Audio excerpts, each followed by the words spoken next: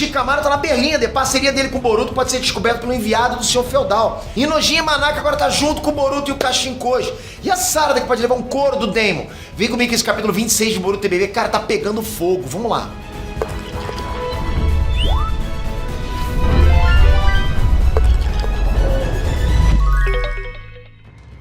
Inés Trunks, peteira aqui, galera. Que capítulo movimentado foi esse de Boruto TBV, de verdade.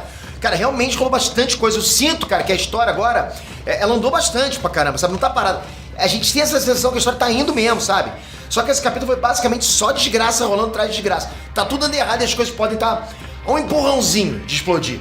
Deixa o teu like e vamos analisar esse capítulo. Só não esquece, estamos participando do IBEST. Galera, a fandom de Naruto sempre foi tipo 50% do que todas as outras fãs, 50%, representa 50% do que a gente consegue no IBEST. Vocês são impressionantes, cara. Eu não sei o que acontece, mas eu gosto demais dessa fã aqui. Obrigado de coração. Deixei todos os links aqui embaixo preparados para vocês votarem. Só tocar em cada um deles e confirmar lá na próxima fase. E a gente consegue. Vamos lá, galera. Inojin. Olha, eu juro pra vocês que eu não esperava continuar falando do Inojin e Manaka nas análises de capítulo, né? De verdade. Tipo, sério, o garoto nunca teve tanto destaque. Do nada, parece que ele virou um dos favoritos do Ikimoto, não parece? Começou lá com ele indo pra cima do Juro, levando madeirada, gerando todo um debate sobre ele ter sobrevivido ou não, porque, pô, ele tava com a filhona no corpo. Mas você pensa bem que faz até muito sentido, né, o Inojin ter virado um personagem importante. Porque, pô, cara, pro Ikimoto manter ele vivo depois daquilo, o cara devia querer muito botar ele na história. Mas eu nunca imaginei que o Inojin fosse virar um cara importante ao ponto de ser o novo telefone sem fio do Kashinkoji com o Shikamaru. Mas faz todo sentido também. O Shikamaru antes, ele tava contando com a Ino pra fazer as ligações mentais com o Boruto. Só que depois do que rolou com o Inojin, a Ino largou a mão do Shika. E pro Shikamaru continuar ajudando o Boruto e o Kashinkoji sem continuar levantando suspeitos, ele precisava continuar com as conversas telepáticas. E assim, como o Inojin é outro único membro do clã Yamanaka que tem nome na obra, né? Ele é perfeito pra cumprir esse papel. Só que eu realmente acho que o Ikimoto, cara, amarrou de um jeito até que ok a justificativa pra botar o Inojin no meio dessa história. Tipo, o Ikimoto precisava amarrar as motivações pessoais do Inojin com o que o Boruto e o Koji estão fazendo, né? E tinha que fazer ter sentido até ele aceitar ajudar eles. Só que na cabeça do Inojin, os dois são criminosos, principalmente o Boruto. Mas como o Ikimoto já tinha colocado lá no começo o interesse romântico que o Inojin tinha na Himawari, dá pra entender o porquê ele aceitou ajudar. Inclusive eu achei engraçado, né? O jeito que o Kashinkoji abordou o Inojin do nada no meio da rua, através de um sapo. Ele perguntou, você possui afeto pela Himawari Uzumaki como alguém do sexo oposto, certo? Pô, que pergunta estranha, cara. Ainda mais vindo de um sapo. Era só perguntar, você tá afim da Himawari, né? O cara escolheu a frase mais estranha possível e usou. E pra piorar, quando o Inojin é teleportado pra base deles, o Boruto tá lá fuzilando o menino com os olhos, né? O Boruto não parece estar muito feliz por ter um cara de olho na irmãzinha dele. Ah, e tem gente chamando o Inojin de Jack, por ele estar afim da Himawari. Galera, o Inojin tem no máximo 14 anos, a Himawari tem 13. Twitter, pô, vamos dar uma relaxada, galera, do Twitter, bora pegar um sol, né? E o Inojin foi tão útil nessa telepatia que ele conectou o Shikamaru lá em Konoha com o Kashinkoji, que tá no esconderijo, tipo, no País do Vento. É um feito que absolutamente nenhum Yamanaka tem. Eu acharia isso incrível, mas provavelmente o Ikimoto só tá sendo inconsciente mesmo, porque não faz sentido ele conectar duas pessoas numa distância tão grande assim, não existe isso. Sabe, não é como se o Inojin fosse um mega prodígio, dono de um poder oculto absurdo, não. Ele é só o Inojin. Ikimoto só deu uma cagada pro funcionamento desse jutsu de transmissão de pensamento. Tá tudo certo, beleza. Isso não importa de verdade. O que importa é o conteúdo da conversa que ele transmitiu entre o Koji e o Shikamaru. Shikamaru! Já tem um tempo que eu tô falando pra vocês que a batata do Shikamaru tá assando. E esse capítulo deixou claro que essa batata, na verdade, cara, tá quase queimando já. Tá passando ponto. Aconteceu o que eu tinha teorizado num vídeo recente, né? O Senhor Feudal mandou alguém pra Konoha cobrar o Shikamaru sobre a questão do Boruto. Porque nos olhos dos anciões e do Senhor Feudal, o Shikamaru tá fazendo corpo mole nesse assunto, que é o mais importante de todos. Quando na verdade o Shikamaru sabe que tá todo mundo sendo manipulado e ele tem que fazer esse jogo político pra tudo não ir pelos ares. O enviado do Senhor Feudal foi esse tal de Kobu. Esse cara aí que tem cara de que vai ser um FDP lá Danzo. O cara chegou falando que tem um traidor na vila, passando e recebendo informações do Boruto, que vai descobrir quem é esse traidor. E a gente sabe que esse tal traidor aí é o próprio Shikamaru. Mas diferente dessa galera, o Shikamaru sabe que o Boruto é do bem. Mas não importa se ele disser alguma coisa, porque a onipotência vai agir na cabeça das pessoas e fazer elas esquecerem disso. Ele não tem como explicar pra galera. Então ele tem que sambar do jeito que as coisas estão. Por isso que ele não pode perder o cargo de Hokage. Que ele vai perder um pouco o poder de decisão que ele tem. Porque o Shikamaru, seguindo os planos do Kashinkoji, ele consegue comandar as forças de Konoha para fazer o mundo, chegar num futuro bom que o Kashinkoji vê com o poder dele, as 10 direções. Foi isso que aconteceu no caso da missão no País do Vento. O Shikamaru enviou a Sarada, Konohamaru e Mitsuki porque o Koji falou para ele fazer isso. E por causa disso, eles conseguiram derrotar duas Shinjus. Claro, teve, né, uns improvisos ali no meio do caminho, mas, cara, eles conseguiram essa, digamos, vitória porque o Shikamaru seguiu a call do Koji. Então o Shikamaru realmente não pode perder o chapéu de Hokage agora, cara, seria muito ruim. Só que, tipo, ele tá por um fio.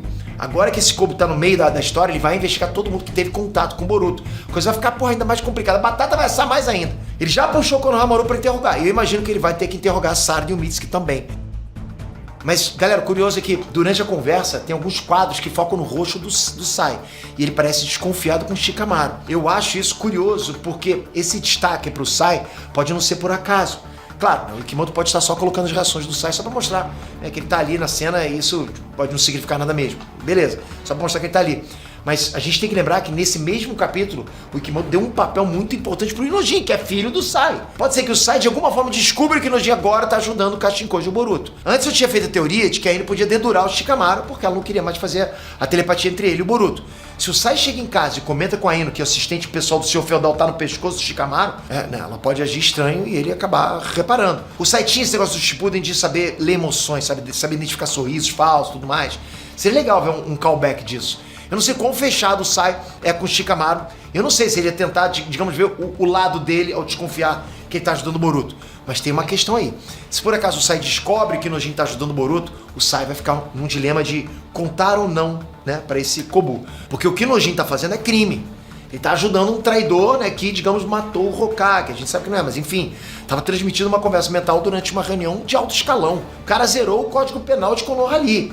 Então se o Sai reportasse tudo, ele ia ter que entregar o filho dele de bandeja e ele não ia querer fazer isso.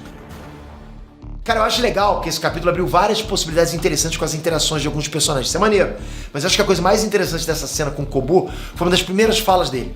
Ele falou que não só a capacidade do Shikamaru está sendo questionada, como também a própria necessidade de existência das vilas ninjas está sendo debatida. Cara, isso aqui é importante, porque lembra, as primeiras páginas do mangá de Boruto era o Boruto e o Kawaki lutando com Konoha destruída. E o Kawaki diz, a era do Shinobi acabou. Galera, tô achando que essa fala do Kawaki vai ter alguma coisa a ver com essas movimentações que estão rolando no background do País do Fogo.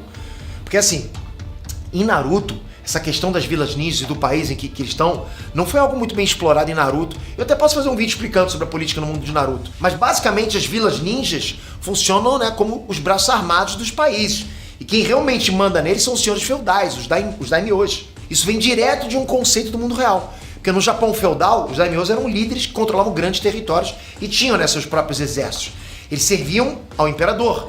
Mas na prática eles tinham muita autonomia. No mundo de Naruto é quase a mesma coisa, né? O País do Fogo, por exemplo, tem o seu feudal e Konoha é a vila ninja responsável por proteger esse país.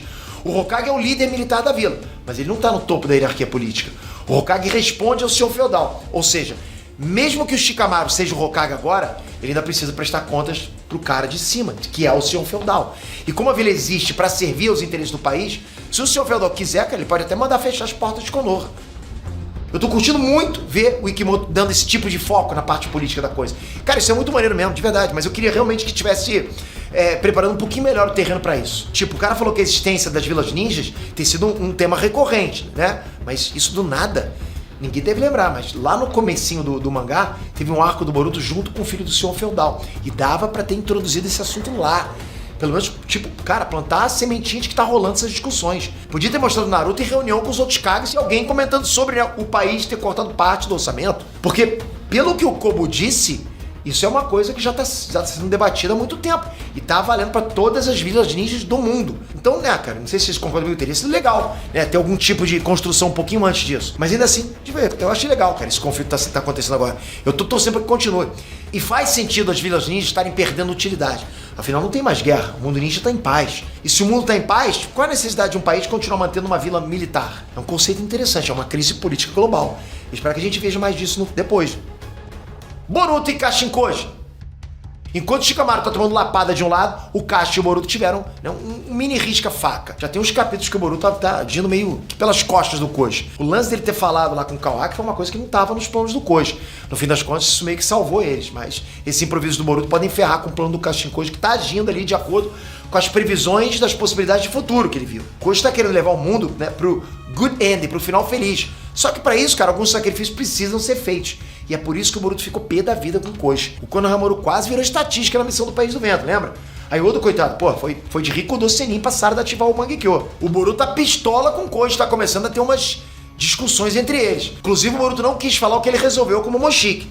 A gente ainda não sabe, cara, se o Momoshiki aceitou ou não o acordo com o Boruto. Pra ele ter escondido a verdade do Koji, eu acho que isso também não é uma coisa que tá nos planos do Koji. Mas enfim, essa parceria entre os dois, cara, uma hora deve acabar. O Boruto não vai querer continuar fazendo, tipo, sacrifícios desnecessários. Talvez o próprio Koji pague por isso.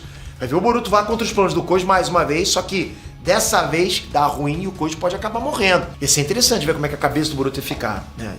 A gente já viu isso acontecer antes com o Naruto, né? Mas enfim. Seria até engraçado ver um cara que diz que sacrifícios são necessários sendo um sacrifício necessário. Shinjuji.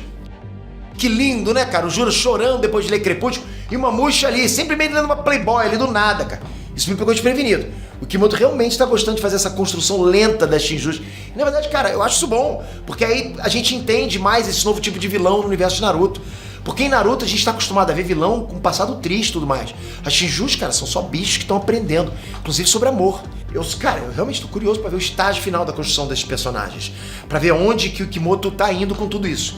Mas com certeza o Mamute foi o destaque entre esses bichos feios, porque finalmente a gente tem um pouco de noção do que ele pensa e ele é bem diferente das outras Shinjus. Enquanto o Juro tá toda hora com esse papo de amor, né, o Mamute tá nem aí pra isso. O Mamute quer devorar a Eida pra ter acesso à genética dela e desse jeito, né, prosperar como espécie. Isso lembra até um pouquinho o que os outros Suzuki fazem, sempre consumindo material genético de cada planeta para evoluir mais e mais. E o Kashin Koji disse que o Mamute vai invadir Konoha logo mais, e o alvo dele é a Eida. E o curioso, cara, é que o Kashin Koji disse que vai passar a cal pro Shikamaru sobre como derrotar o Mamute. Mas a gente tem que lembrar que para chegar na Eida, esse feioso aí vai ter que passar pelo Pitbull que tá com ela, o Daemon. E se o Kashin Koji tem que dar dica para derrotar o Mamute, pode ser que o Daemon não seja suficiente para lidar com ele. O que para mim, cara, é uma loucura, já que o Daemon é o mais forte que tem Konoha atualmente. Mas isso pode ter a ver com o que rolou com as meninas. Eida, Sarada e Sumire. A Eida descobriu que a Sarada e a Sumire não são afetadas pelo charme dela. Ou seja, elas não são, digamos, cativas da Eida. E teoricamente podem ir contra ela em algum momento. Antes, assim, a Eida ficava de boa, porque não tinha absolutamente ninguém que pudesse resistir ao charme dela. Mas agora tem essas duas meninas. A Eida não sabe que o charme e a onipotência são, na verdade, o mesmo poder. Ela manifestou o charme através da onipotência.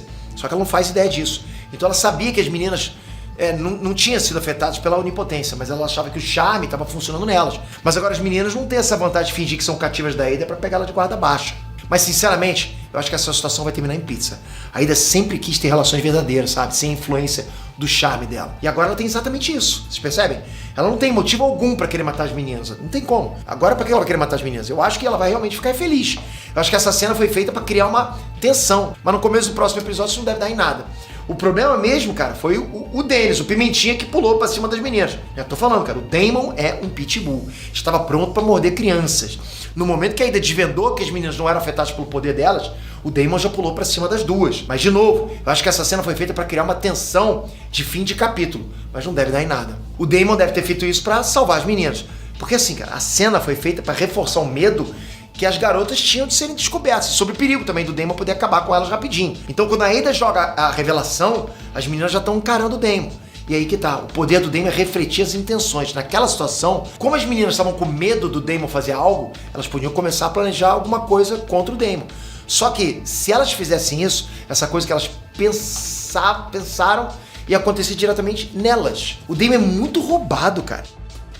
E pode ter sido pra isso que o Daemon foi pra cima delas. Ele agiu antes que elas pensassem em fazer alguma coisa, porque elas iam se dar mal. Provavelmente, cara, no próximo capítulo, no começo do próximo capítulo, eles vão cortar essa tensão e tudo vai ficar bem. Só que, e se eu tiver errado? E se o Daemon realmente estava indo pra atacar? Bom, a Sarada ativou uma Genkyo Sharingan nessa cena, então ela estava pronta pra lutar. Mas é curioso que tem um quadro que foca no olho esquerdo da Sarada. A gente sabe que o poder do Mangekyo direito da Sarada é o Hirumi, aquele poder apelão da gravidade. Mas o poder do olho esquerdo ainda é um mistério. E se for um Genjutsu? A gente ainda não tem confirmação de que o poder do Daemon rebate até Genjutsu. Mas se não, cara, então a Sarada pode ter pego o Daemon em algum tipo de Tsukuyomi ou Kotomatsukami. E é por isso que o Kashin Koji está passando instruções pro Shikamaru de como derrotar o Mamute. Porque o Daemon vai estar dormindo por conta de um Genjutsu da Sarada. Cara, será que vai ser isso? Galera, capítulo muito, muito bom. Gostei muito. A minha nota vai ser 8. Qual é a sua nota? Comenta aqui e não esquece, deixa os links do IBEST aqui embaixo, galera. Só dá um votinho pra gente. A vocês dando força pra gente, a gente consegue chegar na próxima fase, que é a top 3. Por enquanto nós somos top 10, né? A gente precisa chegar no top 3. Dá um votinho em cada categoria pra gente. Muito obrigado. toca aqui, se inscreve no canal, ativa o sininho. Galera, presta atenção. Se você não ativa essa notificação, você tá perdendo o que tá acontecendo. Aqui são muitos vídeos, é um canal informativo do universo nerdístico. E não só informativo, também de entretenimento, que a gente traz muito entretenimento do universo nerdístico como um todo. Então ativa o sininho, vai ser legal. Até a próxima, galera. Fui! Uhul!